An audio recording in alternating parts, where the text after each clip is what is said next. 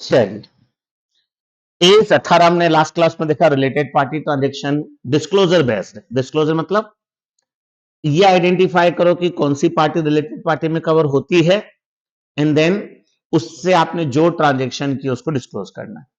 और कौन कौन सी पार्टी रिलेटेड में कवर होती है, अपन ने 5 रिलेशनशिप देखी। बस उन 5 को ढंग से पढ़ लो, बारीकियां थी काफी उसमें, हो जाएगा। A17 उसके कंपैरिजन में ज्यादा बोरिंग बट ज्यादा इंटरेस्ट के साथ, मतलब थ्योरी थोड़ी गंदी है पर ये प्योर थ्योरी नहीं है, इसमें प्रैक्टिकल बेस भी है। सेगमेंट रिपोर्टिंग कहता क्या है, जैसे ओल्ड सिलेबस में आपने एक चैप्टर पढ़ा था डिपार्टमेंट। डिपार्टमेंट में कंपनी के अलग अलग, हर एक डिपार्टमेंट अपने एक अलग टास्क में अलग काम में एंगेज्ड है। तो वैसे सेगमेंट रिपोर्टिंग भी यही बोलता है कि अगर बिजनेस एक से ज्यादा सेगमेंट में डील करता है। अब सेगमेंट का मतलब क्या, सेगमेंट एक प्रोडक्ट हो सकता है, सेगमेंट एक एरिया हो सकता है। जैसे मेरी कंपनी 4 प्रोडक्ट में डील करती है, ए बी सी डी, तो पॉसिबिलिटी है कि चारों प्रोडक्ट 4 डिफरेंट डिफरेंट सेगमेंट को रिप्रेजेंट करे। गारमेंट्स में डील करती है, शूज में डील करती है, दोनों डिफरेंट आइटम है बिल्कुल। तो ये 2 अलग अलग सेगमेंट हो गए, product wise segment. Product segment को इसमें नाम दिया गया बिजनेस सेगमेंट। बिजनेस सेगमेंट मतलब प्रोडक्ट वाइज। और एक होता है एरिया वाइज, स्टडी एज एक यहां भी है, तो स्टडी एज एक जयपुर में भी है। यहां क्या कमा रहे हैं, वहां क्या कमा रहे हैं, यहां की अर्निंग क्या है, वहां की अर्निंग क्या है, यहां की रिसीट क्या है, वहां की रिसीट क्या है, यहां के खर्चे क्या है, वहां की रिसीट क्या है। ये कहलाता है geographical segment, area wise bifurcation. तो अगर आपके बिजनेस में सेगमेंट है, सेगमेंट मतलब प्रोडक्ट वाइज या area wise, in that condition आप अपनी बैलेंस शीट के फुट नोट में नीचे सेगमेंट वाइज इंफॉर्मेशन दो। सेगमेंट वाइज इंफॉर्मेशन मतलब हर सेगमेंट से सेल क्या हो रही है, फिक्स एसेट्स कितनी है, कितना प्रॉफिट कमा रहे हो हर सेगमेंट से। मकसद, क्योंकि जो स्टेक होल्डर होते हैं फाइनेंशियल स्टेटमेंट के यूजर, उनमें बहुत बार ऐसा होता है कि कुछ लोगों का इंटरेस्ट आपके किसी एक पर्टिकुलर सेगमेंट में ही होता है, उनको ओवरऑल कंपनी के परफॉर्मेंस से कोई लेना देना नहीं है। जैसे रिलायंस इंडस्ट्री के अलग अलग सेगमेंट चल रहे हैं, उन्होंने सोचा स्टील का एक नया प्लांट और लगाया जाए। अब बैलेंस शीट में तो स्टील गारमेंट सब मिक्स होकर आ रहा है। बैंक अगर स्टील सेगमेंट के लिए उनको लोन दे रही है, तो बैंक की इच्छा रहेगी कि पता चले कि पर्टिकुलर उस प्रोजेक्ट से, उस स्टील सेगमेंट से हम कंपनी कितना कमा रही है। एक क्रेडिटर जो माल सप्लाई करता है, एक क्रेडिटर जो माल सप्लाई करता है। आज इंस्टीट्यूट पे बीकॉम के बच्चे भी आते हैं, कोई जमाना होता था नीचे मेला लगता था, बीकॉम के बच्चे हजार हजार होते थे एक टाइम पर, बिफोर कोविड। सीए के बच्चे 20-22 ही होते थे। अब किसी नए सीए स्टूडेंट को ज्वाइन करना हो, सिर्फ 1000 की भीड़ को देखकर डिसीजन ले सकता है कि मैं ज्वाइन कर लूं इस इंस्टीट्यूट को? नहीं, बिकॉज वो सेगमेंट ही क्या हो गया, सेपरेट हो गया। उस सेगमेंट ही सेपरेट हो गया। तो उसके लिए देखता था सीए के स्टूडेंट कितने हैं, उनसे रिव्यू लिया जाए। तो बैलेंस शीट बनाते समय, रिजल्ट दिखाते समय आप केवल ये दिखाओ कि हमारे इतने बच्चों के इतने परसेंट आए, किस में आई है भी तो बताओ, ताकि सामने वाला पढ़कर डिसीजन ले सके बीकॉम में है कि सीए में है कि सीएमए में है। तो सेम कंपनी के केस में हमारा अलग अलग सेगमेंट क्या कमाता है, ये यूजर्स को देना। अब क्वेश्चन ही बनता है कि कौन से सेगमेंट की आपको रिपोर्टिंग देनी है। रिपोर्टिंग मतलब जो इंफॉर्मेशन, 7 इंफॉर्मेशन ही मांगता है। सेगमेंट की रेवेन्यू क्या है, सेल्स। सेगमेंट के खर्चे क्या है, सेगमेंट का प्रॉफिट क्या है, सेगमेंट की फिक्स एसेट्स क्या है, सेगमेंट के नॉन कैश खर्चे डेप्रिसिएशन क्या है, सेगमेंट की इंटेंजिबल एसेट्स वगैरह क्या है। ऐसे करके 7 चीजें मांगता है, एग्जिट अपन अभी पढ़ लेंगे। तो 7 चीजें आपको हर सेगमेंट वाइज दिखानी है। अगर कंपनी में 5 सेगमेंट है तो पांचों की दिखानी है, 6 है तो 6 की दिखानी है, 8 है तो 8 की दिखानी है। क्या ऐसा करना है, क्या 8 है तो 8 की दिखानी है, 6 की दिखानी है, 5 की दिखानी है? किस किस की रिपोर्टिंग आपको करनी है, एक तो वो बताएगा किस किस सेगमेंट को रिपोर्ट किया जाए, एंड दूसरा क्या क्या रिपोर्ट किया जाए, वो ये अकाउंटिंग स्टैंडर्ड बताएगा।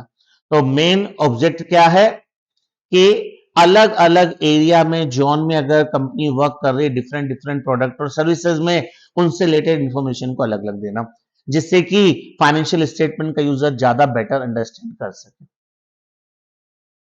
Better assess the risk and return, enterprises की रिस्क और रिटर्न को एनालिसिस किया जा सके। और ज्यादा अच्छी तरह से आप डिसीजन ले पाए, बजाय की कंपनी के। सेम इसको अपन बहुत सिंपल एग्जांपल न्यूज़पेपर के एड से कंपेयर कर सकते हैं। साल भर में जिन बच्चों को पढ़ाया सबके फोटो एक साथ छाप दिए जाए और परसेंटेज लिख दी जाए 90%, 92%, 98%। ये नहीं बताया जाए कि कौन सा 12th का, कौन सा सीए का है, कौन सा सीएमए का, कौन सा फाउंडेशन का है। तो क्या पढ़ने वाला, अगर पेरेंट्स अपने बच्चे का एडमिशन करना चाह रहा है, वो प्रॉपर डिसीजन ले पाएगा क्या? उसको ये नहीं पता कि बच्चे हैं कौन से सेगमेंट के, कॉमर्स के भी हैं कि नहीं है। तो इसलिए एड में बाइफरकेशन दिखाया जाता है, बीकॉम के इतने, सीए के इतने। तो पढ़ने वाले को एक बेटर डिसीजन मिल सके, अंडरस्टैंडिंग उसको डेवलप हो सके, और वो रिस्क और रिटर्न एनालिसिस कर सके। अब सेगमेंट दो सेगमेंट में बांटा है, एक बिजनेस और एक ज्योग्राफिकल। बिजनेस सेगमेंट क्या बोलता है? प्रोडक्ट। क्या बोला उसने? प्रोडक्ट। अलग अलग प्रोडक्ट में अगर आप डील करते हो तो एक सेगमेंट है। पर क्या एक कंपनी 4 तरह के साबुन बनाती है? लक्स साबुन बनाती है, लक्स काला भी बनाती है, लक्स पिंक भी बनाती है, लक्स व्हाइट भी बनाती है, लक्स पर्पल भी बनाती है। कितने तरह के साबुन बनाती है? 4। तो क्या ये 4 अलग अलग सेगमेंट कहलाएंगे? 4 भी हो सकते हैं, एक भी हो सकता है। तो कब उसे आप सेगमेंट मानोगे? डेफिनेशन पढ़ते हैं। Is a distinguishable component, distinguishable जिसकी अलग पहचान हो।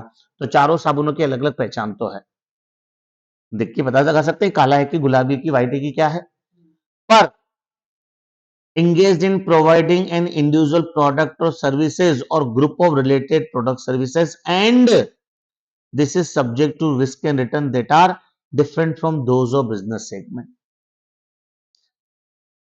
एक ऐसा प्रोडक्ट जिसकी, एक ऐसा कंपोनेंट जिसकी अपनी एक पहचान हो, जिसको अलग पहचाना जा सके, जो कोई इंडिविजुअल प्रोडक्ट प्रोवाइड करता हो या इंडिविजुअल सर्विस प्रोवाइड होती हो। मतलब या तो उसकी एक प्रोडक्ट के रूप में पहचान हो या सर्विस के रूप में पहचान हो, या रिलेटेड प्रोडक्ट का ग्रुप हो,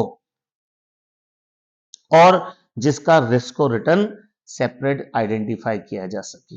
फॉर एग्जांपल मैं पढ़ा रहा हूं, यहां पर बीकॉम भी चलता है, सीए भी चलता है। सीए के 3 सेगमेंट हैं, फाउंडेशन, इंटर और फाइनल। ठीक है, 11th भी चलता है, 12th भी चलता है।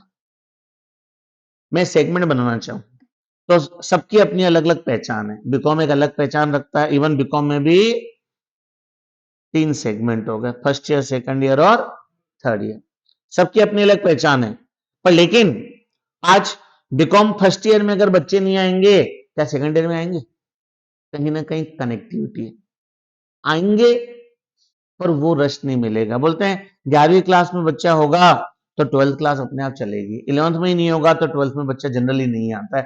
ठीक है, इक्के दुक्के, मतलब कहीं ना कहीं 12th क्लास का रिस्क और रिटर्न किस पर डिपेंड करता है? 11th पे। लेकिन बीकॉम का 11 12 से कोई कनेक्शन नहीं है।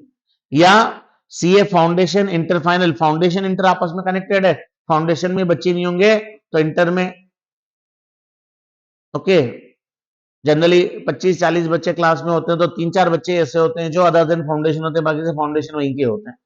तो ये आपस में कनेक्टेड है, मतलब इनकी इंडिविजुअल रिस्क और रिटर्न नहीं है। तो इसलिए आप सेगमेंट, बीकॉम फर्स्ट ईयर अलग सेगमेंट, सेकंड ईयर अलग सेगमेंट, थर्ड अलग सेगमेंट, ऐसे नहीं कर सकते। बीकॉम को एक सेपरेट सेगमेंट मान सकते हो, सीए को एक सेपरेट सेगमेंट मान सकते हो, एकेडमिक 11 12 को एक सेपरेट सेगमेंट माना जा सकता है। तो इसको 3 सेगमेंट कहेंगे, आप इसको न कि 8 सेगमेंट कहोगे। फर्स्ट ईयर अलग, सेकंड ईयर अलग, एक अलग कंपोनेंट पहचानने योग्य है, बट इसकी सेपरेट इंडिविजुअल रिस्क और रिटर्न नहीं है, ये कनेक्टेड है दूसरे सेगमेंट से। तो फिर उन सबको मिलाकर ही एक सेगमेंट माना जाएगा। अब आप आ रहे हो सीए इंटर पढ़ रहे हो, तो आपको सर्विसेज में एक सिंगल सर्विस अकाउंट कॉस्टिंग भी हो सकती है, तो group of service account costing tax लो, वो भी मिलकर दी जा सकती है। पर आपकी एक अलग पहचान होनी चाहिए, आपके बेच की रिस्क रिटर्न दूसरे बेच से अलग होनी चाहिए। Is it clear? तो ऐसा कोई बिजनेस, अब अपन बात करते हैं साबुन की। लक्स का साबुन 4 आइटम्स हैं, लेकिन जनरली मार्केट में अगर एक साबुन की डी मार्केटिंग हुई, लोग बोलेंगे पता नहीं लक्स ब्लैक कलर का कैसा साबुन है, पता नहीं कैसा साबुन है ये, लगाने के बाद और गोरापन तो नहीं आता, ऊपर से कालापन नहीं बोलते, सांवलापन बोलते, बेटा थोड़ा शब्दों का सिलेक्शन प्रॉपर करो ना। हाँ, और ऊपर से सांवलापन आ जाता है। बायकॉट इसका बंद हो गया, अब उसका इम्पैक्ट किस पे आएगा? बाकी भी प्रोडक्ट पे आएगा। तो अपने आप में उसको आप एक अलग सेगमेंट की तरह ट्रीट नहीं कर सकते, बिकॉज वो सब पूरा ग्रुप एक ही प्रोडक्ट है। इवन सरफ साबुन, ये जो सारे क्या आइटम बोलेंगे इनको, ग्रोसरी बोलना तो गलत हो जाएगा, एफएमसीजी प्रोडक्ट बोलेंगे, जो कस्टमर यूज करता है जिनको, इन सबको एक सिंगल ग्रुप में रखा जा सकता है, पूरा एक सेपरेट सेगमेंट हो गया। हाँ, राशन का सामान अलग हो गया सेगमेंट, कपड़े का सेगमेंट अलग हो गया। तो अगर एक ही कंपनी में डील करती है तो उनको सेपरेट सेपरेट सेगमेंट माना जाएगा। तो एक डिस्टिंग्विशेबल कंपोनेंट जिसकी पहचान हो, कंपोनेंट का मतलब कुछ भी हो सकता है, जिसमें एक कोई पर्टिकुलर इंडिविजुअल प्रोडक्ट हो या इंडिविजुअल सर्विस हो या उनका पूरा ग्रुप हो, और उस प्रोडक्ट की या उसके ग्रुप की अपनी रिस्क और रिटर्न इंडिविजुअल हो, उसका किसी दूसरे से कोई कनेक्शन ना हो। ज्योग्राफिकल सेम डिस्टिंग्विशेबल कंपोनेंट, लेकिन इस बार प्रोडक्ट नहीं एरिया है। engaged in providing products within a particular economic environmental area, ये है। ऊपर का प्रोडक्ट उसको बोलते हैं बिजनेस सेगमेंट, और एरिया में अपन सर्विस देते हैं उसको बोलते हैं geographical segment. That is subject to risk and return, जिसका दूसरे एरिया की रिस्क और रिटर्न से कोई कनेक्शन नहीं है, एरिया वाइज सेपरेट रिस्क और रिटर्न है। आज इतने सारे बड़े बड़े इंस्टीट्यूट चलते हैं, कुछ इंस्टीट्यूट XYZ अदर सिटीज में बहुत ब्रांड नेम है, लेकिन वो जब भिलवाड़ा में आए तो साल भर के अंदर इनको भागना पड़ा बंद कर करके। तो क्या भिलवाड़ा में बंद करते ही वहां भी बंद हो गए? नहीं, काफी सारे बड़े बड़े ऑर्गेनाइजेशन भिलवाड़ा में आए फिर बंद हो गए चले गए, लेकिन अभी बाहर तो अपनी जगह चल ही रहे। तो वो उनके बिजनेस का सेगमेंट कौन सा हुआ? ज्योग्राफिकल। वहां उनका एरिया अलग है, काम दोनों का सेम है, वहां भी वो कर रहे, यहां भी वही कर रहे थे, पर रिस्क और रिटर्न से कोई फर्क नहीं। भिलवाड़ा में बंद होने से उनके उस पर्टिकुलर सिटी में कोई इंपैक्ट नहीं आया। जो रिस्क और रिवार्ड क्या है? अलग। ओके, तो उसको बोलते हैं ज्योग्राफिकल सेगमेंट। तो बिजनेस सेगमेंट और ज्योग्राफिकल, क्वेश्चन बनता है सर हमें दिखाना क्या होता है, सब आगे आएगा। सेगमेंट की revenue super important definition, because जगह जगह अगर रेवेन्यू को इस तरह से प्रेजेंट करेंगे, हमें ये पता होना चाहिए कि सेगमेंट की रेवेन्यू में आता क्या है। सेगमेंट की रेवेन्यू में तीन चीजें आती है, एक तो डायरेक्ट एट्रीब्यूटेबल रेवेन्यू, एक जिसको आप क्या कर सको, अलोकेट कर सको, और तीसरा अगर आपने इंटर सेगमेंट दूसरे सेगमेंट को माल बेचा है, ब्रांच और डिपार्टमेंट आप पढ़ के तो आप समझते हो इंटर डिपार्टमेंट ट्रांसफर होता है, आपने दूसरे डिपार्टमेंट को अगर माल बेचा है दूसरे सेगमेंट को, तो उससे जो रेवेन्यू सेल जनरेट हुई उसको भी सेगमेंट रेवेन्यू का पार्ट माना है। मतलब एक कंपनी कपड़ा बनाती है, कपड़े के प्रोडक्ट के दो सेगमेंट बना रखे हैं उसने, एक शूटिंग्स एक शर्टिंग्स, दोनों का आपस में कोई कनेक्शन नहीं। शूटिंग के हमारे ग्राहक अलग हैं, शर्टिंग के हमारे ग्राहक बिल्कुल डिफरेंट है, दोनों की फैक्ट्रियां बिल्कुल डिफरेंट डिफरेंट है, एक भिलोड़ा में और एक सूरत में है, दोनों का रिस्क रिवार्ड बिल्कुल डिफरेंट डिफरेंट है। यहां तक क्लियर? अब रेवेन्यू, रेवेन्यू मतलब सेल्स, सेल्स का क्या मतलब है? शूटिंग और शर्टिंग, तो जो शूटिंग की सेल होगी वो शूटिंग की सेल मानी जाएगी, जो शर्टिंग की सेल होगी वो शर्टिंग की मानी जाएगी। मान लो टाइम टू टाइम इनके पास कस्टमर से ऑर्डर आता है, कंपनी के पास शादी ब्याह के ऑर्डर, 1000 पीस बना के दो जिसमें कॉम्बिनेशन और शूटिंग और शर्टिंग का मिक्स होकर, क्या करोगे? शादी में लोग आएंगे उनको गिफ्ट में देंगे। आज बड़ी बड़ी जो ब्रांडेड कंपनियां होती हैं इनके वैसे ऑफर आते ही है, कॉम्बिनेशन बना के दो आप। अब क्या कंपनी कस्टमर को मना कर देगी? लेकिन कंपनी को क्या करना है, दोनों को मिक्स करके बनाना है। तो अगर मान लो ऑर्डर भीलवाड़ा में आया, भीलवाड़ा में शूटिंग की फैक्ट्री है, तो ये वहां से शर्टिंग के मंगाएगी पीसेस और फिर दोनों को मिक्स करके डब्बे बनाकर बेचेगी। उल्टा ऑर्डर अगर सूरत में है जहां शर्टिंग की फैक्ट्री है, तो यहां से शूटिंग मंगाएगी बनाकर बेचेगी। अरे यार लाइव एग्जांपल हो ना, सेलिब्रेशन आपका डेयरी मिल्क, डेयरी मिल्क एक अलग सेगमेंट है, 5 स्टार एक अलग सेगमेंट है, जेम्स एक अलग सेगमेंट है, लेकिन दिवाली के टाइम पे शुरू शुरू दिवाली के टाइम पे वो अब तो कॉमन हो गया है, वो एक सेलिब्रेशन का डब्बा बना दिया जिसमें डेयरी मिल्क भी डाल देते हैं, 5 स्टार भी डाल देते हैं, जेम्स भी डाल देते, देखा ही होगा या मिला होगा या दिया होगा, कुछ तो वही होगा। मिला है, मिला है। तो तो उसमें क्या है, आज अगर डेयरी मिल्क एक अलग सेगमेंट है, तो जो प्योरली डेयरी मिल्क बेच रहा है वो तो उसकी डायरेक्ट इनकम होगी।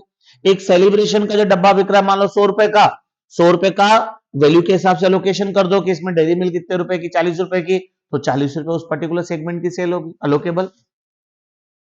और इंटर सेगमेंट, कौन सा sale, inter segment sale. Inter segment sales मतलब, मान लो कैडबरीज है ना कंपनी का नाम, कैडबरीज ने सोचा अपन खुद के केक भी बनाते हैं, क्या बनाना शुरू किए, केक। और केक में चॉकलेट, केक में चारों साइड उसको डेयरी मिल्क लगानी है। अब वो कहां से लाएगी, बाहर से खरीदेगी मार्केट से, अपनी सेगमेंट से मंगाएगी, तो डेयरी मिल्क वाला सेगमेंट उसे पैसा चार्ज करेगा, तो वो जो रेवेन्यू है वो भी डेयरी मिल्क की इनकम मानी जाएगी। मतलब खुद की सेल मिलकर अगर प्रोडक्ट बिका है तो अलोकेबल, मेरा हिस्सा तेरा हिस्सा, और आपस में एक दूसरे को माल बेचा है तो उसका कैलकुलेशन। इज इट क्लियर, तीनों मिलाकर सेगमेंट की रेवेन्यू मानी जाएगी। सेगमेंट की रेवेन्यू ध्यान रखना किसकी बोला है, लेकिन सेगमेंट की रेवेन्यू में ये शामिल नहीं है एक्स्ट्रा ऑर्डिनरी आइटम। जमीन बेची, उसका प्रॉफिट कमाया, अब जमीन किसी पर्टिकुलर सेगमेंट की थी नहीं, कंपनी के पास इन्वेस्टमेंट पड़े थे, शेयर डिवेंचर बेचकर पैसे कमाए, तो इन्वेस्टमेंट बेचना is not a part of segment. आज मैंने एफडी करा रखी है, वहां से मुझे ब्याज की इनकम हुई। अब एफडी कहां से करी थी, इंस्टीट्यूट से पैसे कमाए थे, सीए को भी पढ़ाया था, बीकॉम को भी पढ़ाया था, 11वीं 12वीं को भी पढ़ाया था, सबको पढ़ाया था, तो अब मैं क्या उस इंटरेस्ट की इनकम को बांटूंगा कि सीए की कितनी है, वो मेरी सेगमेंट की रेवेन्यू मानेंगे, उधर इनकम मानी जाएगी, वो सेगमेंट की रेवेन्यू में पार्ट नहीं बनेगा। इंटरेस्ट, डिविडेंड, इंटरेस्ट की इनकम, बिकॉज आप कैश फ्लो का थोड़ा बहुत पढ़ा होता हो, जानते हो कि ये सब इन्वेस्टिंग एक्टिविटी का पार्ट है। डिविडेंड मिल रहा है, इंटरेस्ट मिल रहा है, ये सेगमेंट का पार्ट थोड़ी है। इन्वेस्टमेंट को बेचने का प्रॉफिट, शेयर खरीद रहे बेच दिए, अब शेयर खरीदने की बेचने की इनकम मैं मेरे सीए के बच्चों की मान लेता हूं, क्यों मानू भैया, तो ये सेगमेंटल रेवेन्यू नहीं है। पर हां, अगर आपकी सेगमेंट में, आपका सेगमेंट की जो एक्टिविटी है वो फाइनेंशियल नेचर की है, लोन देना लोगों को, तब तो फिर जो इंटरेस्ट मिल रहा है वो सेगमेंट की रेवेन्यू मानी जाएगी, क्योंकि आपका काम ही लोगों को लोन देना है, तो फिर तो आपकी सेल्स की इनकम है, इंटरेस्ट इनकम सेगमेंट रेवेन्यू मानी जाएगी। बैंक के लिए, अब बैंक के लिए रेवेन्यू क्या है, इंटरेस्ट। अब बैंक बोले नहीं, इंटरेस्ट तो सेगमेंट नहीं है, ए17 मना करता है, ए17 बोलता है भाई साहब आपका काम ही वही है, तो आपकी इंटरेस्ट की इनकम सेगमेंट की इनकम है। और जो दूसरे प्रोडक्ट में डील करते हैं उनके लिए इंटरेस्ट की इनकम सेगमेंट इनकम नहीं मानी जाएगी। सेगमेंट के खर्चे सेम वही चीज, सेगमेंट के खर्चे जो सिर्फ ऑपरेटिंग एक्टिविटी के खर्चे हैं, salary, wages, rent, electricity, power, इन खर्चों को आप सेगमेंट के खर्चे मानोगे, या फिर कोई ऐसा खर्चा हो जो कॉमन हो रहा हो, तो जिसको आप क्या कर सको, प्रोपोर्शनेटली अलोकेट कर सको किसी बेसिस पर। कॉस्टिंग में ओवरहेड पढ़ा अपन ने, डिपार्टमेंट में खर्चों को बांटते हैं, तो अगर आप उसको अलोकेट कर सको। सेम सेगमेंट के खर्चों में क्या शामिल नहीं है, एक्स्ट्रा ऑर्डिनरी आइटम, शेयर बेचे नुकसान हो गया तो सेगमेंट का नुकसान नहीं है, इंटरेस्ट के खर्चे, इन्वेस्टमेंट का नुकसान, इनकम टैक्स और जनरल एडमिनिस्ट्रेशन खर्चे जिसको अलोकेट नहीं किया जा सके। तो कौन कौन से खर्चे हैं, ऑर्डिनरी उसके ऑपरेटिंग से रिलेटेड, सिंपल भाषा में कहें, इंटरेस्ट, डिविडेंड ना तो ये इनकम माने जाएंगे सेगमेंट रेवेन्यू, नहीं खर्चे माने जाएंगे। इनकम टैक्स को भी किसी पर्टिकुलर सेगमेंट का नहीं कहा है, क्योंकि इनकम टैक्स किसी एक सेगमेंट पे नहीं लगता, पूरी कंपनी की टोटल इनकम क्लब होती है, उसके बाद उस पर चैप्टर 6 के डिडक्शंस वगैरह माइनस होते हैं, एंड बाद में जाके उसके ऊपर टैक्स आता है, तो आप इनकम टैक्स को भी किसी पर्टिकुलर सेगमेंट का टैक्स नहीं ट्रीट करेंगे। सेगमेंट रिजल्ट क्या है, सेगमेंट रेवेन्यू में से, रेवेन्यू पढ़ लिया अपन ने, सेगमेंट एसेट्स को माइनस कर दो तो सेगमेंट रिजल्ट। एंटरप्राइज रेवेन्यू, ये टर्म भी काफी काम आएगा, सेगमेंट रेवेन्यू और एंटरप्राइज रेवेन्यू दोनों में डिफरेंस। एंटरप्राइज की रेवेन्यू में सिर्फ एक्सटर्नल कस्टमर को जो आपने माल बेचा है वही है। मतलब अगर कंपनी में 3 सेगमेंट है, ए ने बाहर वालों को माल बेचा 500 लाख का, बी ने 300 का, 100 का। इंटर सेगमेंट, ए ने बी को माल बेचा 100 का, ए ने बी को बेचा 100 का, ए ने सी को बेचा 100 का, बी ने सी को बेचा 150 का, ज्यादा हो गया, सी की सैलरी 50 का बेचे, यह है। अब यहां पर सेगमेंट की रेवेन्यू की बात करेंगे तो ए सेगमेंट की रेवेन्यू 700, बी सेगमेंट की रेवेन्यू 350, सी की रेवेन्यू 100। लेकिन जब एंटरप्राइजेस की रेवेन्यू की बात करेंगे तो सिर्फ 1000। आउटसाइडर को जो बेचा है, आपस में एक दूसरे को बेचा है, this is not enterprises revenue. अभी प्रैक्टिकल क्वेश्चन में सब टर्म्स काम आने वाली है। सेगमेंट रेवेन्यू में क्या आना है, सेगमेंट लाइबिलिटी में क्या आना है, सेगमेंट एसेट्स। सेगमेंट के एसेट्स का मतलब उस segment assets are those operating assets that are employed by segment in its operating activity. Ordinary course of business को रन करने के लिए जो एसेट चाहिए। आज अगर कोई सेगमेंट कपड़ा बना रहा है तो उसकी कपड़े की मशीनें हो गई, कंप्यूटर हो गया, डिजाइनिंग के लिए सॉफ्टवेयर हो गया, वो उसकी एसेट्स मानी जाएगी, जो या तो डायरेक्टली उससे है या उसको अलोकेट किया जा सके। सेम यही चीज का है कि अगर सेगमेंट के रिजल्ट में इंटरेस्ट की इनकम आ रही है, डिविडेंड की इनकम आ रही है, इसमें तो आप कौन से काम में जुड़े हुए हो, फाइनेंशियल में, तब तो फिर लोन भी आपकी एसेट्स मानी जाएगी, जो लोन आपने दे रखा है। आज बैंकों की मेन एसेट्स क्या होती है, लोन ही होती है। एसेट्स बोल रहा हूं, इंटरेस्ट तो इनकम होती है। तो अगर इंटरेस्ट उसकी इनकम है, सेगमेंट इनकम, तो लोन भी भैया उसका एसेट्स माना। अगर रिजल्ट में इनकम इनकम शामिल है तो फिर एसेट्स में लोन और इन्वेस्टमेंट को भी शामिल करेंगे। सीधा सा कॉन्सेप्ट है फाइनेंशियल इंस्टीट्यूशन। अब उनके लिए कोई अलग से रेवेन्यू थोड़ी लाओगे। सेगमेंट की लायबिलिटी, कोई ordinary course of business activity में क्रेडिटर्स हो गया, बिल्स पेबल हो गया, आउटस्टैंडिंग एक्सपेंस हो गया, सैलरी वेज रेंट, ये सेगमेंट के क्या मानी जाएगी, लायबिलिटी मानी जाएगी। या तो डायरेक्ट उसकी हो या अलोकेट कर सको। इकट्ठा माल खरीदा दो सेगमेंट का एक ही सप्लायर से, और बिल में बाइफरकेशन हो गया कि इतना माल इसका, इतना माल इसका है, तो आप क्रेडिटर को बाइफरकेट कर सकते हो कि एक सेगमेंट का कितना, दूसरे सेगमेंट का कितना। किसी भी कंडीशन में सेगमेंट के रिजल्ट में इंटरेस्ट के खर्चे वर्चे शामिल नहीं होंगे, इनकम टैक्स को भी शामिल नहीं करते हैं। मतलब सेगमेंट का जो रिजल्ट है वो प्रॉफिट बिफोर टैक्स ही निकाला जाता है, टैक्स सब क्लब करने के बाद होता है। ट्रीटमेंट ऑफ इंटरेस्ट वगैरह वगैरह अपन ऊपर पढ़ ही लिया। इंटरेस्ट को क्या सेगमेंट का खर्चा मानेंगे, जवाब है नहीं। लेकिन अगर आपका मेन काम ही फाइनेंशियल एक्टिविटी को रन करना है, वही ऊपर पड़ा सिंपली बात लिखी हुई, तब तो फिर जो लोन आपने दे रखा है उसको सेगमेंट की एसेट्स भी मानेंगे, तो उसके ऊपर मिलने वाली इंटरेस्ट डिविडेंड की इनकम को भी आप। Interest expenses to overdraft and other operating liability particular segment should not be included as a part of assets unless operation of segment are primarily of financial nature, unless interest is included as a part of cost of inventory। एक situation देखी थी हमने S to में, जब आप interest को inventory की cost का पार्ट मानोगे। एस टू में था, जनरली इंटरेस्ट को खर्चे का पार्ट नहीं मानते हैं, लेकिन एक स्पेशल कंडीशन बताई थी, अभी याद आएगी 100% सबको। वाइन का एग्जाम्पल दिया था, 10 साल तक अंगूर को सड़ाना पड़ेगा।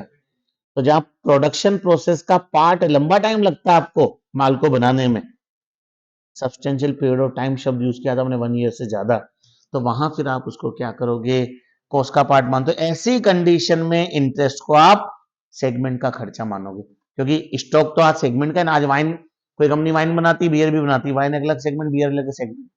तो वाइन के लिए आपने 15 साल तक आपको ग्रेप्स को सड़ाना है, आपने लोन लिया है, क्या वाइन की कॉस्ट में लोन का इंटरेस्ट शामिल होगा, होगा। तो फिर वहां पर वो इंटरेस्ट सेगमेंट का खर्चा ही मानेंगे, बिकॉज उसको आप इन्वेंट्री की कॉस्ट का पार्ट ले रहे हैं। ओके, यहां तक तो ये थ्योरी का था। मेन प्रैक्टिकल पार्ट इसका ये, और अगर सब कुछ सही रहा तो ये जो आपको स्क्रीन पर दिख रहा है, बस यही एग्जाम में आना है।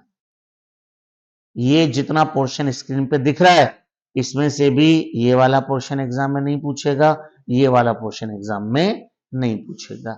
बाकी की 2 लाइनें ये और 5 लाइनें ये, 99.99% क्वेश्चन इसी का पूछना है, और ये प्रैक्टिकल पार्ट है। थोड़ा सा स्लो करते स्पीड को। कौन से ऐसे सेगमेंट हैं जिनकी आपको रिपोर्टिंग देनी है। एक्चुअली जो ऊपर की थ्योरी वगैरह पढ़ने के पीछे रीजन रहेगा, सिर्फ रहेंगे एमसीक्यू। सिर्फ एमसीक्यू रहेंगे। है एमसीक्यू 30 क्वेश्चन 1 मार्क्स का है, लेकिन कल तो मैंने एक नया नोटिफिकेशन देखा जिसमें नेगेटिव मार्किंग की भी बात हो कह रहा था। देखना पड़ेगा, आज देखूंगा उसको, रात को थोड़ा लेट हो गया तो टाइम निकाल नहीं पाया, आज देखता हूँ उसको। कल इंस्टीट्यूट का एक अगस्त का नोटिफिकेशन था, उसमें पढ़ा था कि नेगेटिव मार्किंग है। ओरिजिनल नोटिफिकेशन देखा, उसमें तो लिखा था देयर मे बी हो भी सकती है और नहीं भी। थोड़ा आज एक बार देख लूंगा कंफर्म, अभी कुछ भी कंफर्म मत मानना है ना। Business identify reportable segment. अब अपने थोड़ी देर पहले कहा कि आपके जो सेगमेंट है उनसे रिलेटेड आपको 7-8 बातें डिस्क्लोज करनी होती है, वो आगे आएगी कि आपको ये बताना, ये बताना, ये बताना, ये बताना, ये बताना। ओके, तो कौन कौन से सेगमेंट, आज एक कंपनी के 50 सेगमेंट है, तो क्या 50 की इंफॉर्मेशन देना जरूरी है? बोलता है नहीं, जो इन 3 में से कोई भी एक शर्त पूरी करे, 3 में से कोई भी एक शर्त, पूरा ध्यान से समझना, ट्रिकी पॉइंट है। सेकंड पॉइंट इसका ट्रिकी है। फर्स्ट तो क्या है, बिजनेस या ज्योग्राफिकल सेगमेंट की रिपोर्टिंग की जाएगी अगर अगर it's revenue is 10% or more of total revenue, इसकी रेवेन्यू टोटल रेवेन्यू का 10% या उससे ज्यादा हो। मतलब किसी पर्टिकुलर सेगमेंट की रेवेन्यू अगर 10% या उससे ज्यादा है तो आपको उसकी रिपोर्टिंग देनी पड़ेगी। तीसरा पढ़ रहा हूं, सेगमेंट की एसेट्स 10% या उससे टोटल एसेट से ज्यादा हो। तीसरा का है सेगमेंट के रिजल्ट, चाहे प्रॉफिट चाहे लॉस, टोटल के 10% या उससे ज्यादा हो। लेकिन यहां पर combined result of profit, combined result of loss देखा जाएगा, which ever is greater in absolute amount. क्या मतलब?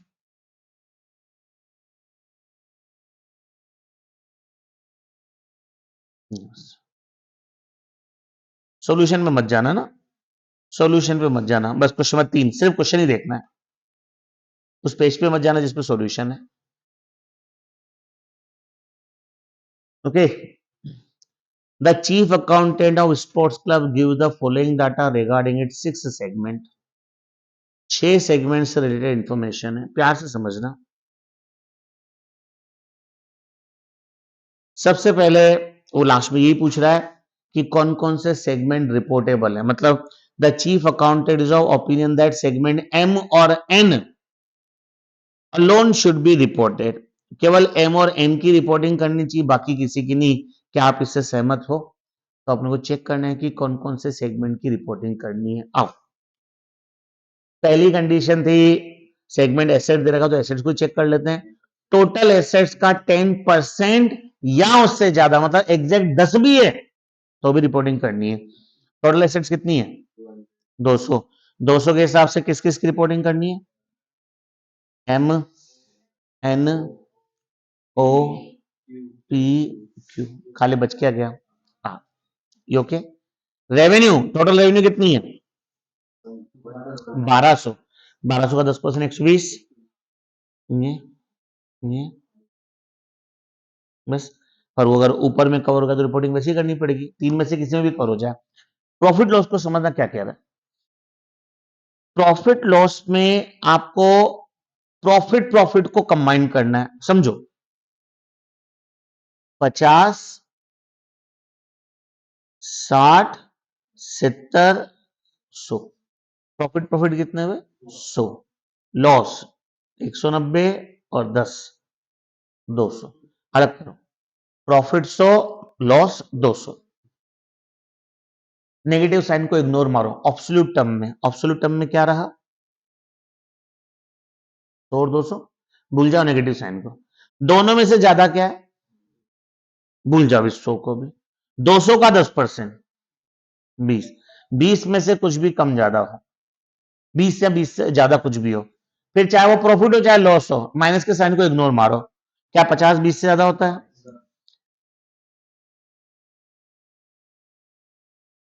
190। अब यूनिट तो सॉरी, तो माइनस का 190, माइनस का तो 20 से कम होता है। ऑब्सोल्यूट माइनस के साइन को इग्नोर मारना। 10 नहीं, 10 नहीं, 10 नहीं। तो इसके हिसाब से तो भैया एम भी रिपोर्टेबल दिख ही रहा है, एन भी दिख रहा है, ओ भी दिख रहा है, एक शर्त तो पूरी कर ही रहा है। पी भी दिख रहा है, क्यू भी दिख रहा है, आर भी दिख रहा है, सारे के सारे सेगमेंट क्या हैं, मतलब आपको जो इन्फॉर्मेशन अभी अपन थोड़ी देर में देखेंगे कि क्या क्या इन्फॉर्मेशन डिस्क्लोज करनी हो, सारे सातों के लिए डिस्क्लोज करनी पड़ेगी। बोलो यस और नो, आंसर देख लो। He is not justified in this you because as per para 27, पेरा वेरा को गोली मार देना, याद मत करना। ए 17 सेगमेंट रिपोर्टिंग बिजनेस और geographical which has been identified reportable segment shall be further divided into sub segment based on the following condition। First क्या बोला है, सेगमेंट की revenue from sales to external customer internal transfer is 10% of total external internal, वही total revenue होगी, 10 से ज्यादा 9। दूसरा का रिजल्ट 10%, तीसरा का है सेगमेंट की एसेट्स, तीनों 10%। ओके, लास्ट लाइन पे आओ सबसे, देयर फॉर ऑल 6 सेगमेंट क्या है, रिपोर्टेबल सेगमेंट, सारे के सारे 6 के 6 सेगमेंट क्या हैं, रिपोर्टेबल। क्लियर हुआ। इसका प्रॉपर सॉल्यूशन आप इस वाले से देखना,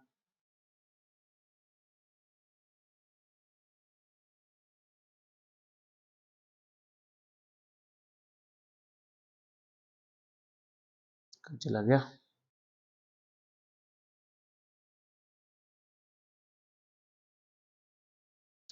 चलो मैं एक करवा दूंगा, एक सॉल्यूशन नहीं करा, खैर एक पहले दूसरे में से एक का मैं करवा दूंगा, समझ में आया, reportable segment.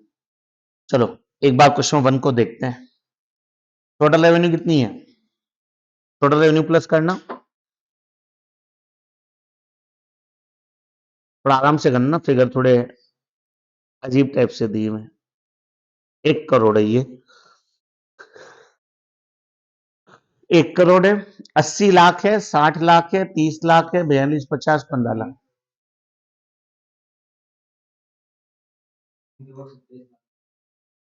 3 crore 27 lakh into 10%, 32,75,000, ये रिपोर्टेबल, 80 लाख, 60 लाख, 42, 50, ये होगा रिपोर्टेबल, किससे, रेवेन्यू से। प्रॉफिट सारे प्लस में है, अच्छी बात है, ऑप्शन 58 लाख, 58 लाख का 10%, 5,80,000, तो 17.5 लाख, 14 लाख, 12 लाख, 675, ये हो गया, 2 बच गए, अभी तक दोनों ही बचे हैं ना, दोनों कंडीशन में दोनों का वर्निंग है। एसेट्स 2 करोड़ 3, 4, 5, 645, 675, 6 करोड़ 75 लाख इंटू 10%, 67,50,000, ये रिपोर्टेबल, ये रिपोर्टेबल, ये रिपोर्टेबल, ये जो बचा तो ये भी हो गया, 75 लाख हो रही है, ये भी है, बस ये बच गया। तो केवल एफ में कहीं भी टिक नहीं हुआ है, तो एफ को छोड़कर बाकी सारे सेगमेंट क्या हो जाएंगे, रिपोर्टेबल हो जाएंगे। Is it clear.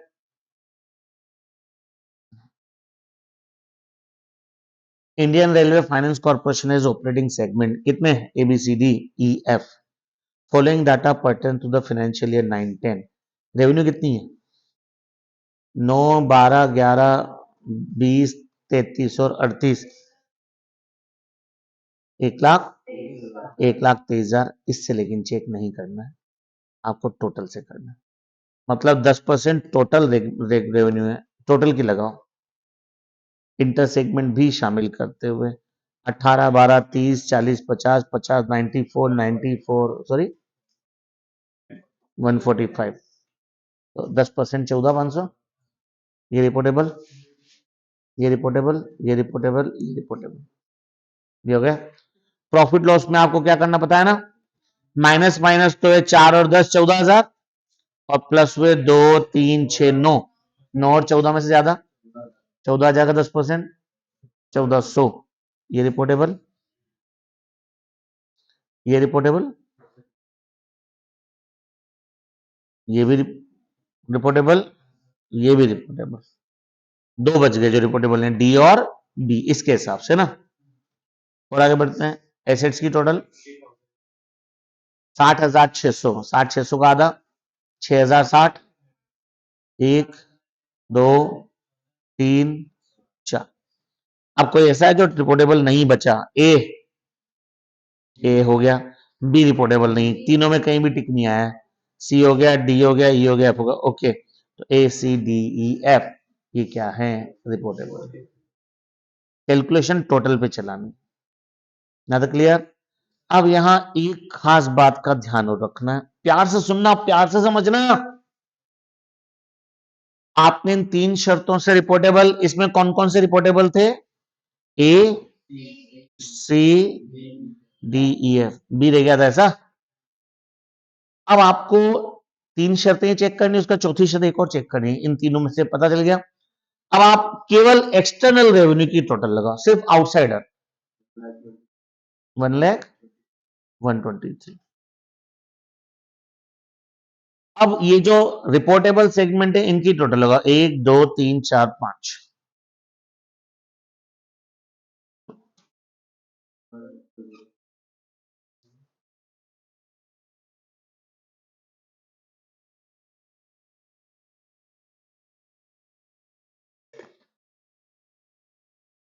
कितना है?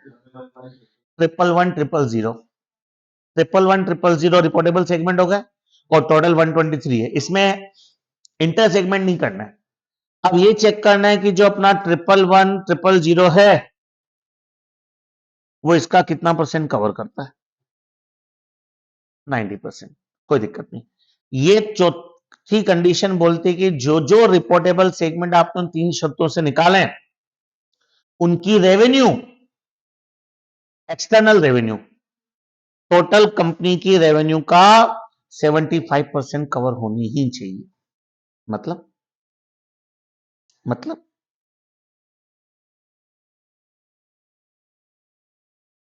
एक कंपनी के A B C D E F G H I कितने सारे सेगमेंट है? कितने हो गए? ज्यादा हो गए क्या? 5 9 सेगमेंट हो गए। फिर तो एक और लेते हैं, 10 सेगमेंट। ठीक है। सेल्स 15 लाख, 20 लाख, 25 लाख,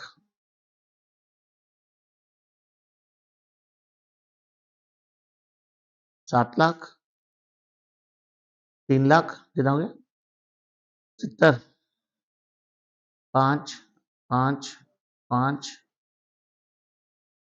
कितने हो गए?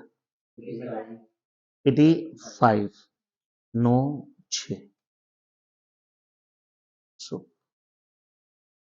हमने तीनों शर्तें वेरीफाई की तो केवल 3 सेगमेंट रिपोर्टेबल निकले। कौन कौन से? एबीसी। सेल्स के हिसाब से दिख ही नहीं रहे, 10% से कम है। प्रॉफिट वगैरह सब करके देख लिया, 3 ही रिपोर्टेबल निकले। अब इन 3 की रेवेन्यू कितनी हो रही है? 60। तो A17 बोलता है कि आपके जो रिपोर्टेबल सेगमेंट हैं वो कम से कम कितना परसेंट रेवेन्यू कवर करें? 75% तो कवर करने चाहिए। अभी यहां कितने हो रहे हैं? 60। तो आप कंपनी की चॉइस है कि वो इनमें से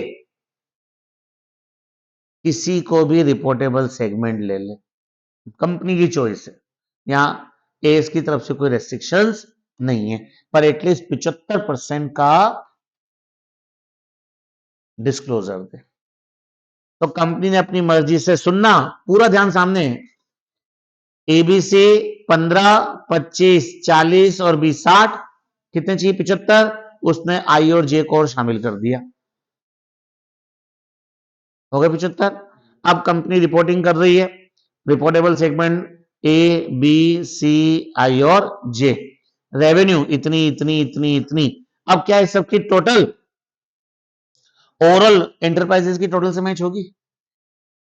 नहीं होगी, क्योंकि इसमें D E F G H की तो है ही नहीं।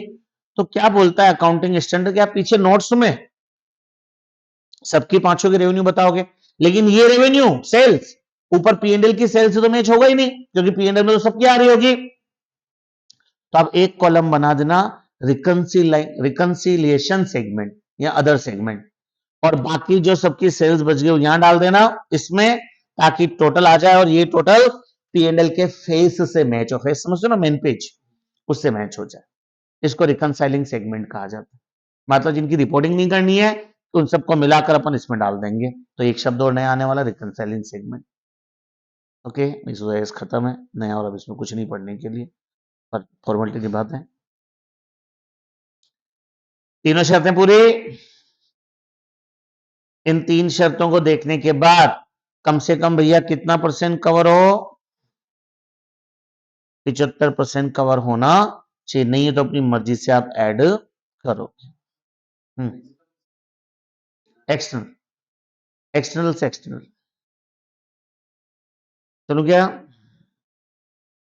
Segment identify reportable segment in immediately preceding period because it satisfied the relevant 10% threshold should continue to be reportable segment for the current period, notwithstanding that its revenue result and assets all no longer meet 10% threshold. क्या कह रहा है?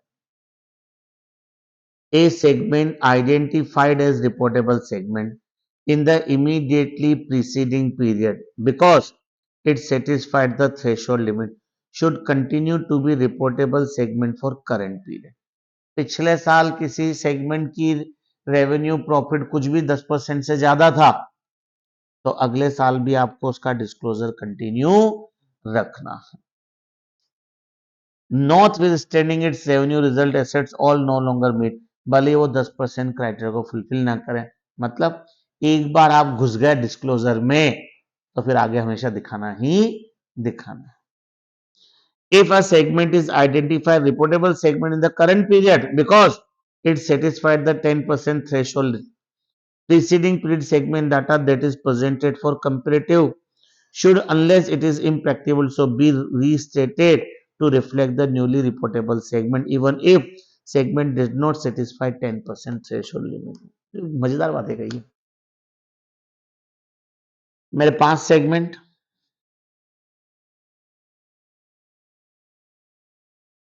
3 reportable थे। ABC की reporting कर दी मैंने, D और ई में रिकंसिलेशन में चले गए, रिकंसाइलिंग सेगमेंट। अगले साल A B C D 4 reportable हो गए, डी की भी सेल्स वगैरह बढ़ गई, 4 रिपोर्टेबल हो गए। अब ड्यूरिंग द ईयर जब अपन सेगमेंट रिपोर्टिंग बनाएंगे, फाइनेंशियल स्टेटमेंट में करंट ईयर के साथ साथ प्रीवियस ईयर के फिगर देते हैं, तो आपको प्रीवियस ईयर के फिगर को भी चेंज करना पड़ेगा। आप पास में जो प्रीवियस ईयर के फिगर दोगे उसमें ए बी सी के साथ साथ आपको डी के फिगर भी देने पड़ेंगे। पिछले साल तो नहीं दिए थे, इस साल क्योंकि आप इस साल डी आ गया है तो डी के प्रीवियस ईयर के डाटा भी आपको कंपेरेटिव स्टेटमेंट में देने पड़ेंगे। भले वो पिछले साल रिपोर्टेबल नहीं था, वो सेगमेंट इस साल रिपोर्टेबल हुआ है, पर आपको प्रीवियस ईयर के डाटा को भी क्या करना पड़ेगा? प्रेजेंट करना ही पड़ेगा। भले वो 10% से कम क्यों ना रहे हो, 8% या 6%, पर आप दिखाओ ताकि पढ़ने वालों को कंपैरिजन समझ में आ सके कि डी का सेगमेंट का लास्ट ईयर से इस साल क्या इंपैक्ट आया। समझ में आएगा? 2 बातें कही है इसने। एक बार कोई सेगमेंट रिपोर्टेबल में चला गया, फिर आगे भले उसकी तीनों 10% से कम भी हो जाए, रिपोर्टिंग कंटिन्यू जारी रहेगी। नंबर टू, अगर इस साल कोई नया सेगमेंट ऐड हुआ है जिसकी रिपोर्टिंग करनी है, पिछले साल तक उसकी रिपोर्टिंग की जरूरत नहीं थी, लेकिन इस साल पहली बार उसकी रिपोर्टिंग करनी पड़ रही है, तो आप प्रीवियस ईयर के फिगर को भी क्या करोगे? चेंज करोगे, उसके भी डाटा को चेंज करोगे। Is it clear? मतलब उसमें भी आपको डी की रिपोर्टिंग देनी ताकि कंपैरिजन हो सके। अब रिपोर्टिंग में देना क्या क्या है? रिपोर्टिंग में देना क्या क्या है? Segment reporting is to be made as primary और सेकेंडरी। सुन लो, 10 मिनट का पॉइंट और है, एज फिनिश है। आपके जो सेगमेंट है, एक है प्रोडक्ट और एक है एरिया। अगर आप सिर्फ प्रोडक्ट में डील करते हो, एरिया नहीं है, तब तो प्रोडक्ट आपका प्राइमरी सेगमेंट कहलाएगा, सेकेंडरी है ही नहीं। जैसे स्टडी एज यही चलता है, बस यही चलता है, लेकिन यहां पर 11-12 भी चलता है, बीकॉम भी चलता है, सी भी चलता है। 11-12 अलग सेगमेंट, बीकॉम अलग सेगमेंट, सी अलग सेगमेंट। तो ये कौन सा सेगमेंट है? प्रोडक्ट ना बिजनेस? बिजनेस या ज्योग्राफिकल? बिजनेस सेगमेंट हुआ। अलग किसी एरिया में हम डील करते ही नहीं है, तो हमारा एक ही सेगमेंट है, उसी को प्राइमरी सेगमेंट ही माना जाएगा। ओके, मान लो सिर्फ सीए ही पढ़ा रहे होते हैं, सिर्फ सीए पढ़ाते और कुछ नहीं पढ़ाते हैं, सिर्फ सीए। यहां भी पढ़ाते हैं, जयपुर में पढ़ाते हैं, अजमेर में भी पढ़ाते हैं, चित्तौड़ में पढ़ाते हैं, सेगमेंट कौन सा? ज्योग्राफिकल प्रोडक्ट नहीं है, ज्योग्राफिकली, तो ज्योग्राफिकल प्राइमरी हो जाएगा। लेकिन दोनों है, यहां भी पढ़ाते हैं, जयपुर भी पढ़ाते हैं, इंदौर भी पढ़ाते हैं, उदयपुर भी पढ़ाते हैं, और सब पढ़ाते हैं, 11-12 भी पढ़ाते हैं, सीए भी पढ़ाते हैं, फाउंडेशन, इंटर, फाइनल, बीकॉम सब पढ़ाते हैं। तो यहां हमारे सेगमेंट दोनों तरह से बाइफर्केशन हो सकते हैं। दोनों मतलब प्रोडक्ट वाइज भी तो एरिया वाइज भी, दोनों सेगमेंट है, प्रोडक्ट वाइज भी डील करते हैं और एरिया वाइज भी करते हैं। तो कंपनी को खुद को डिसाइड करना पड़ेगा कि मेरा एक किसी भी सेगमेंट को मैं क्या मान लूं, प्राइमरी मान लूं, और एक को सेकेंडरी मान लूं। समझ आ रहा है? आपकी रेवेन्यू का बहुत बड़ा 90% पार्ट तो खाली भिलोड़ा से होता है, बाकी 10% इधर उधर से। इसका मतलब ज्योग्राफिकल एरिया ज्यादा इंपॉर्टेंट नहीं है, बिजनेस एरिया ज्यादा इंपॉर्टेंट है। तो डिपेंड करेगा। अब आप जिसको अपना प्राइमरी सेगमेंट मानते हो, जिसको भी, देखो अगर एक ही सेगमेंट है तब तो वही प्राइमरी मानेंगे, लेकिन अगर एक से ज्यादा है, एक से ज्यादा है, तो फिर आपको सेगमेंट ज्योग्राफिकल भी और बिजनेस भी है, आपको डिसाइड करना पड़ेगा कि हम ज्योग्राफिकल को प्राइमरी माने कि बिजनेस को प्राइमरी माने। आप जिसको भी प्राइमरी मानते हैं उससे रिलेटेड आपको 7 इंफॉर्मेशन देनी है। दिस इज व्हाट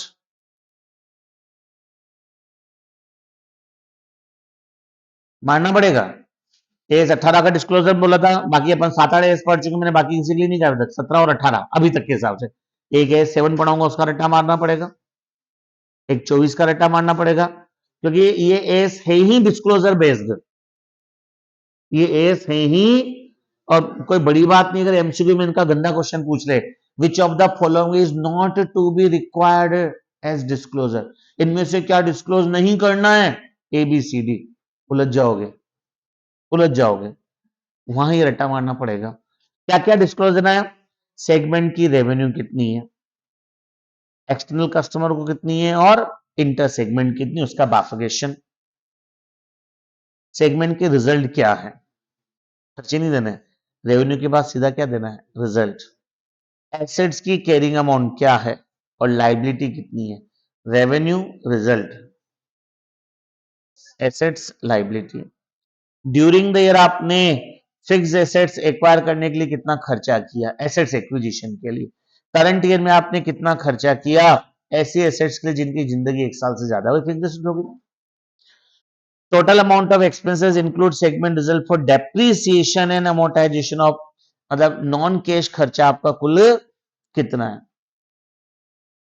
डेप्रीसिएशन और amortisation, and total amount of significant non cash other expense, the expense other than depreciation, जो कि खर्चे में शामिल है।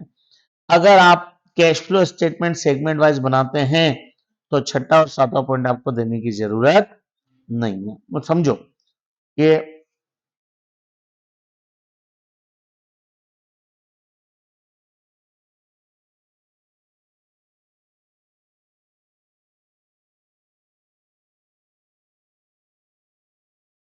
क्या बोला है, 5 बातें तो आपको देनी देनी है। कितनी बातें देनी देनी है, 5 बातें देनी ही देनी है। कौन कौन सी 5 बातें हैं, यस,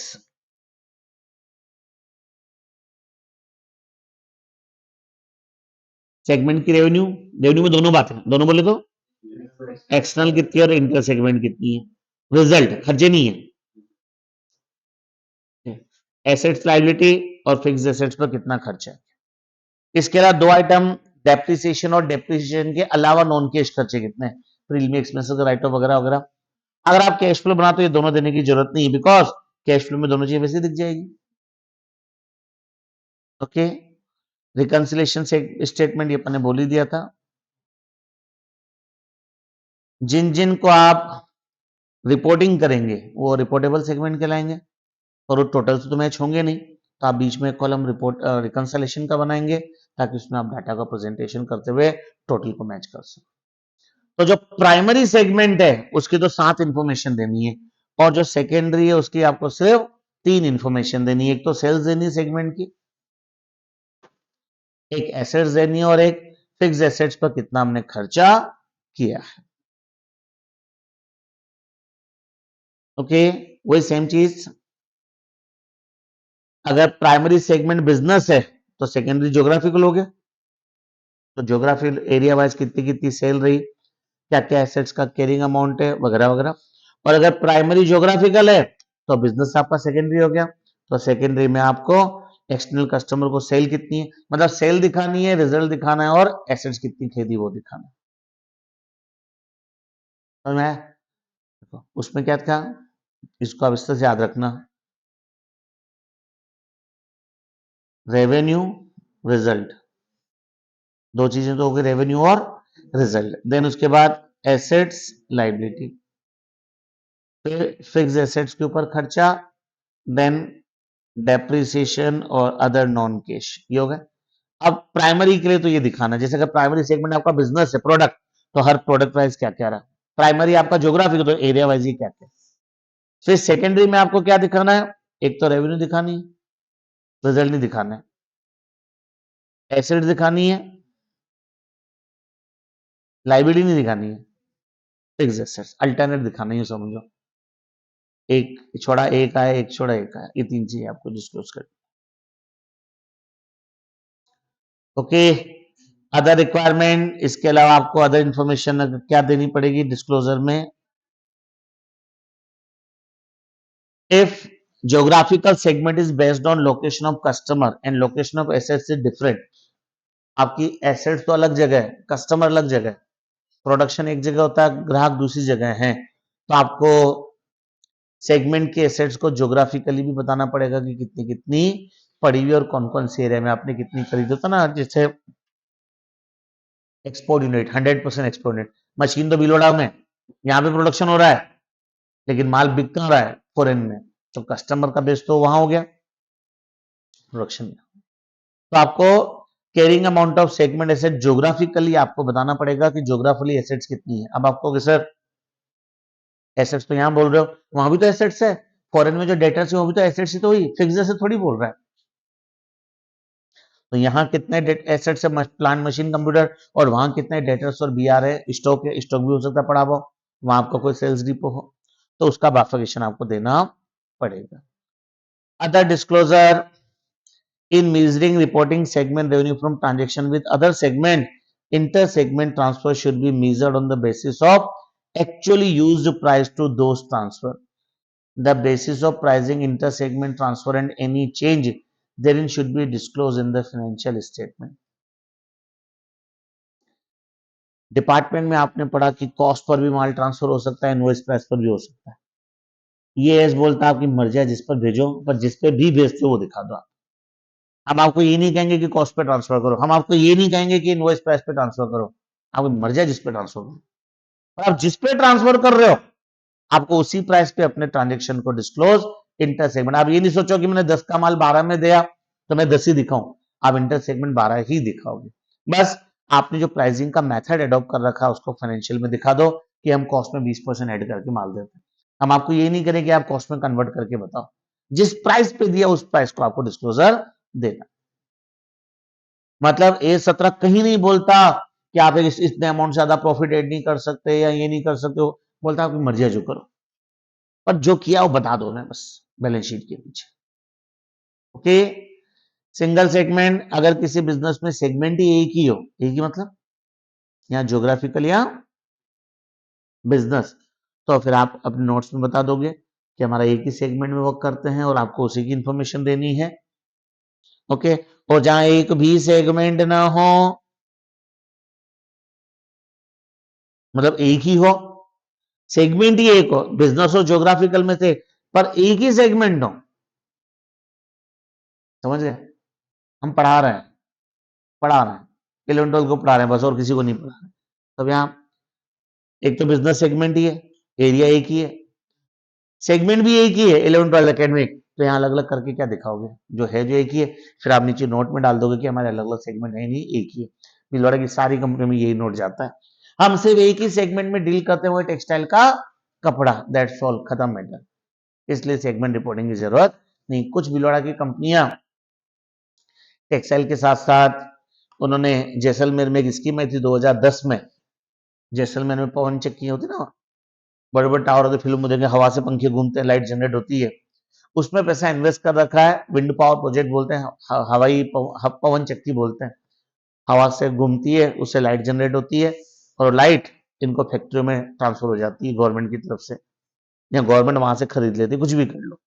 तो वहां फिर इनके बिजनेस में दो सेगमेंट हो गए, टेक्सटाइल अलग सेगमेंट हो गया और एक विंड पावर एक अलग सेगमेंट हो गया, तो वो अलग अलग, पर अदरवाइज सबकी एक ही है।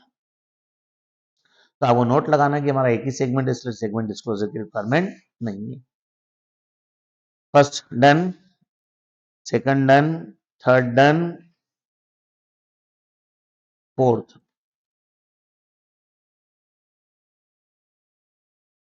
ये आ गया, पांचवा जो अभी भी अपना टॉपिक पढ़ा। A company has inter segment transfer pricing policy of charging at cost less 10%, cost से भी 10% कम पे दिखाती है, कम पे ट्रांसफर करती है, जबकि मार्केट प्राइस कॉस्ट से 25% और ज्यादा है। क्या कंपनी की पॉलिसी करेक्ट है? बाजार में तो हम कॉस्ट में 25% ऐड करके बेचते हैं, लेकिन हम इंटर सेगमेंट ट्रांसफर 10% और कम में ट्रांसफर करते हैं, कॉस्ट से भी 10% कम में। A17 के रेफरेंस में क्या ये करेक्ट है? A17 बोल दो, हमारी मर्जी है, जो पर मुझे कोई मतलब नहीं, ज्यादा में बेचो, कम में बेचो, नुकसान में बेचो, फ्री में दो, जो भी करो, पर बस उसका डिस्क्लोजर दो। A17 बोलता है segment reporting require that inter segment transfer should be major on the basis enterprise actually used to price these transfer. The basis of pricing inter-segment transfer and any change therein should be disclosed in the financial statement. Hence, the enterprise can have its own policy. कोई रोक टोक नहीं, तुम्हारी मर्जी है, जैसा करो। Inter segment transfer may be based on cost, below cost, market price, whatever you want. However, आपने जो पॉलिसी फॉलो की है, बस आपको वो डिस्क्लोज करनी है कि भैया हम 10% कम पे माल बेचते हैं। Therefore, in given case, inter-segment transfer policy adopted by company is correct if followed consistently. S कहीं नहीं बोलता क्या मार्केट प्राइस पे ट्रांसफर करो कि उससे कम में करो, क्या ये बोलता आपकी मर्जी है, जो करो, बस आप जो भी करो बैलेंस शीट के नीचे फुटनोट में दिखा दो, पढ़ने वाले को पता रहना चाहिए। Is it okay? XYZ के 3 सेगमेंट हैं, टोटल एसेट्स कंपनी की कितनी है? 10 करोड़। सेगमेंट एक्स की 2 करोड़ है, सेगमेंट वाई की 3 है और सेगमेंट जेड की 5 है। deferred tax assets included in the assets of each segment, her segment में deferred tax assets भी शामिल है, कितनी? 50, 40 और 30। अकाउंटेंट क्या कह रहा है कि सारे तीनों सेगमेंट रिपोर्टेबल है, कमेंट देना है, वैसे तो मुझे दिख ही रहे, ठीक है ना। टोटल एसेट्स 10 करोड़ है, 2, 3 और, लेकिन अपन ने कहा था टैक्स इसमें शामिल नहीं होता, विदाउट टैक्स कंसीडर करके देखो टोटल कितना है, 10, 10 में से डेफर्ड टैक्स उड़ाना, 8.8 मिल गया। 8.8 का 10%, 0.88, 0.88, तो भी मेरे हिसाब से तीनों ज्यादा ही है। 2 करोड़ में 5 है तो 1.5 हो गया, 2.6 हो गया, 4.7 हो गया, इसलिए सारे सेगमेंट रिपोर्टेबल है, ठीक है। 7 पे बाद में आते हैं। 8वां, Microtek produce batteries for scooter, car, trucks and specialised batteries for inverter and UPS. How many segment should it have and why? पहले तो स्कूटर की बैटरी बनाता है, कार की बनाता है, ट्रक की बनाता है, और स्पेशलाइज्ड बैटरी इन्वर्टर और यूपीएस की बनाता है। कितने सेगमेंट में इसको बांटोगे? 2, या स्कूटर, कार, ट्रक 3 ही हो गई, इन्वर्टर यूपीएस 2 ही हो गई, 5, 5 या 2?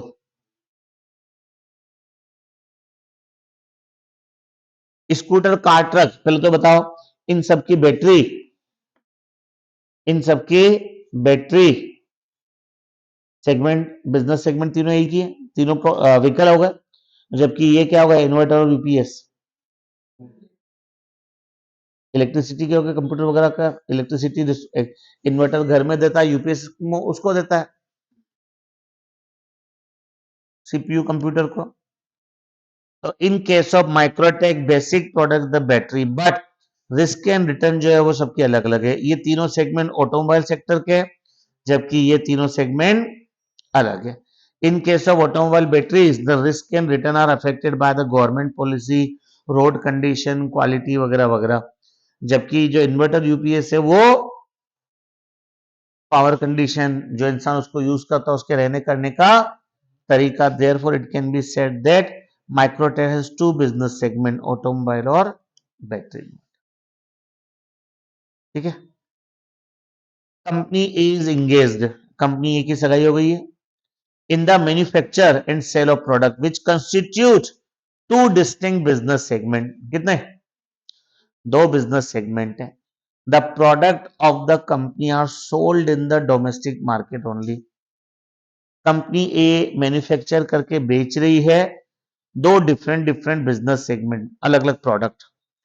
प्रोडक्ट कंपनी के डोमेस्टिक मार्केट में बेचे जाते हैं और management information system of company is organized to reflect operating information by two broad market segment, rural and urban. Beside the two business segment, how should company identify geographical segment? Do geographical segment exist within the same country? Explain in line with provision A17. Question समझ आया? पहले तो दो तो product है, कौन कौन से प्रोडक्ट है? नहीं, नाम नहीं दे रखे हैं। दो बिजनेस सेगमेंट है, दो प्रोडक्ट है, वो एक ही कंट्री में माल बेच रहा है, एक ही कंट्री में, कंट्री अलग नहीं है, लेकिन एक ही कंट्री में आप मार्केट अलग अलग है। एक शहरी एरिया अलग है, रूरल और अर्बन, शहरी और ग्रामीण क्षेत्र। तो कह रहा है कि क्या आप इसको ज्योग्राफिकल सेगमेंट में लोकेट कर सकते हो क्या? क्या रूरल और अर्बन को ज्योग्राफिकल सेगमेंट माना जाएगा या नहीं माना जाएगा? क्योंकि वो एक ही कंट्री के अंदर है, अलग अलग माना जाएगा।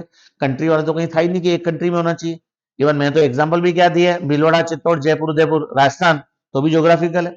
तो बिल्कुल आप इसे रूरल और अर्बन करके मान सकते हो। तो A17 क्या बोलता है? ज्योग्राफिकल सेगमेंट में be in a single country, group of two or more countries वगैरह वगैरह। According to geographical segment, company needs to evaluate whether segment reflect the management information function in environmental data subject to significant risk और अपने definition देनी है कि क्या हर एक area की सिग्निफिकेंट रिस्क और रिवार्ड अलग अलग है।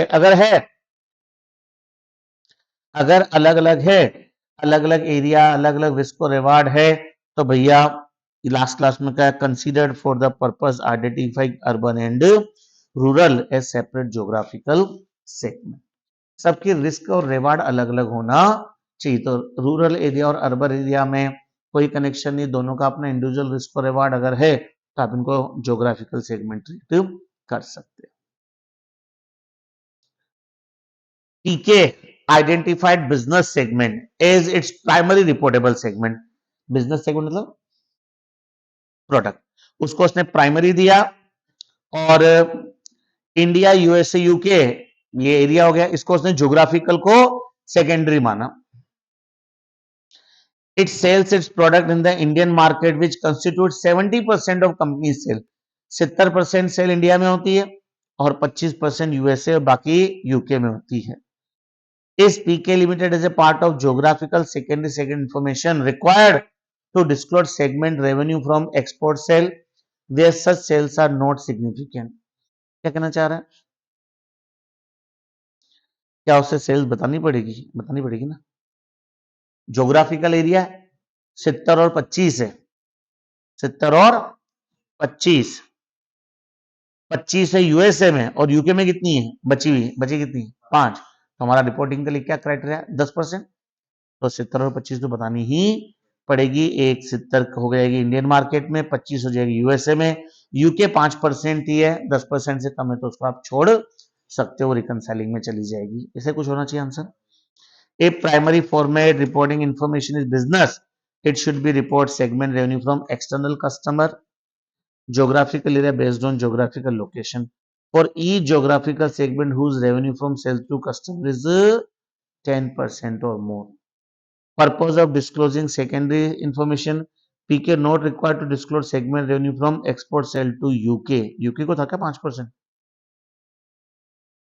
Since segment does not meet 10% or more criteria. ठीक है, 5 बिजनेस सेगमेंट है भैया, कितने, 5। प्रॉफिट लॉस के पॉइंट ऑफ व्यू से बताओ कौन कौन से एरिया सेगमेंट रिपोर्टेबल है। 225 प्लस 25 250, 250 का 10%,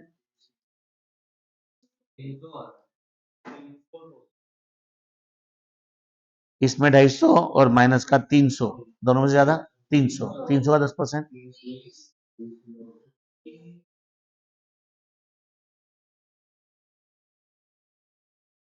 ठीक है, हो जाएगा। सेम क्वेश्चन है, 5 सेगमेंट है, आपको प्रॉफिट लॉस के बेस पे सेगमेंट को आइडेंटिफाई करना है। पॉजिटिव में तो किसमें, इसमें ये आंसर तो अलग बता रहा है, 8,280 बोल रहा है, 780,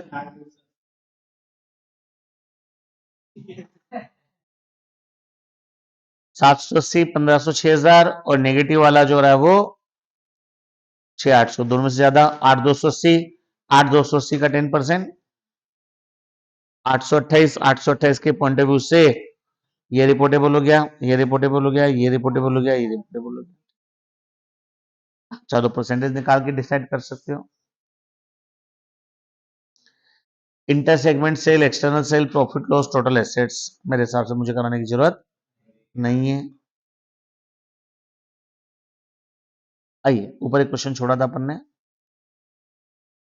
कौन सा है, 7, ये शायद सेम ही क्वेश्चन है दोनों, 7 और 14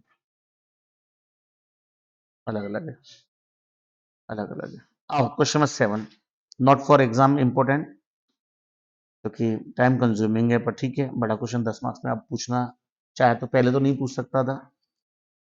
आपको एक सेगमेंट रिपोर्ट तैयार करनी है, मतलब कैसे डिस्क्लोजर दिया जाएगा, तो पहले तो आपको पता होना चाहिए सेगमेंट रिपोर्ट पे अलग अलग चीजें क्या देनी है, 7 आइटम।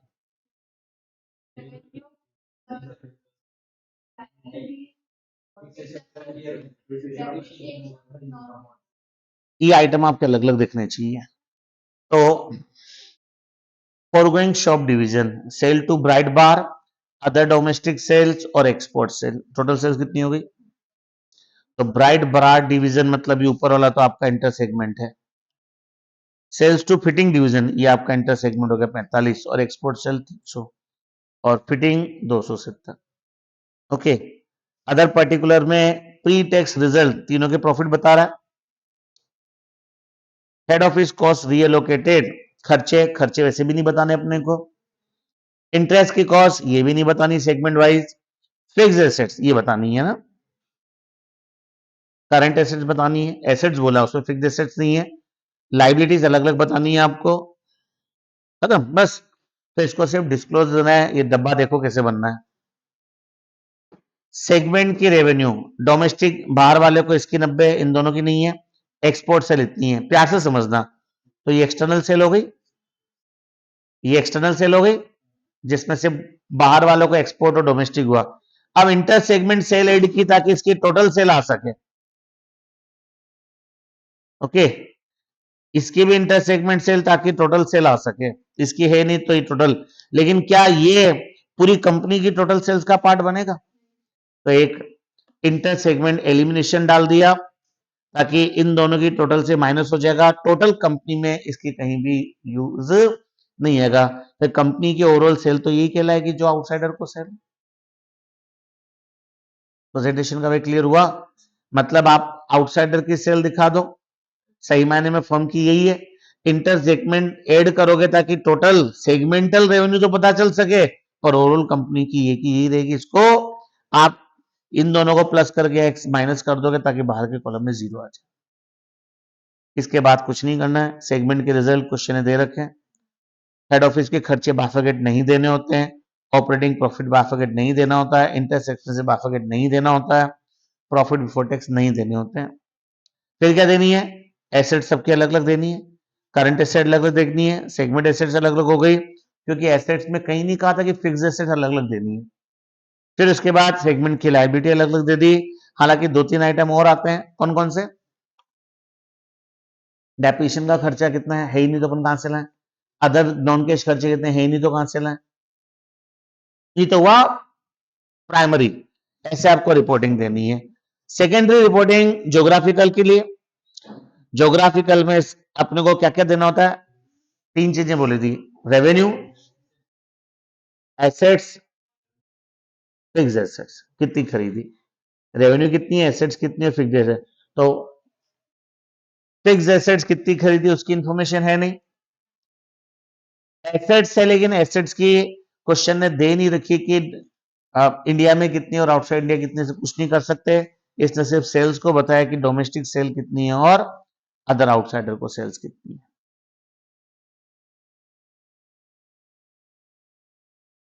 इधर आओ, सेगमेंट रिजल्ट निकालना है, कैलकुलेटर भी निकल आएगा। Calculate the segment result of direct attributable revenue 531, enterprise की रेवेन्यू 110 से जिसको अलोकेट कर सकते हैं, क्या अलोकेबल को ऐड करेंगे क्या? यस, रेवेन्यू की डेफिनेशन का आधा अपनी प्लस अलोकेट, 110 को 5 4 2 में बांटो,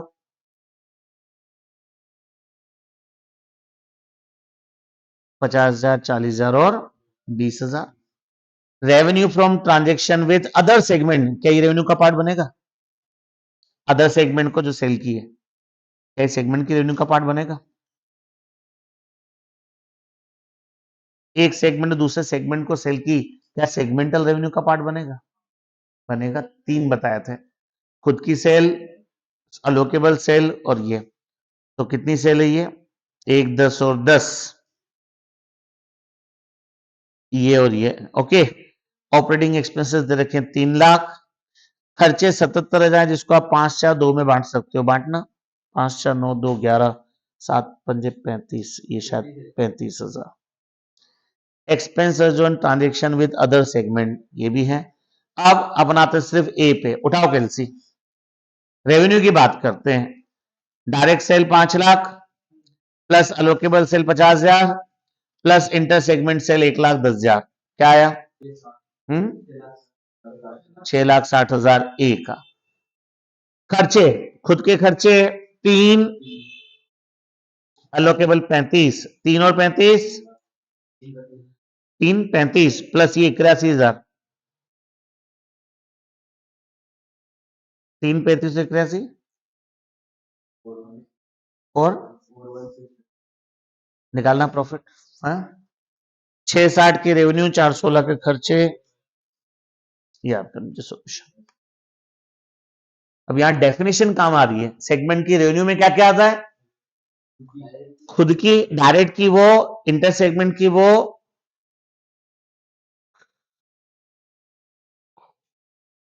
बोलो यस और नो।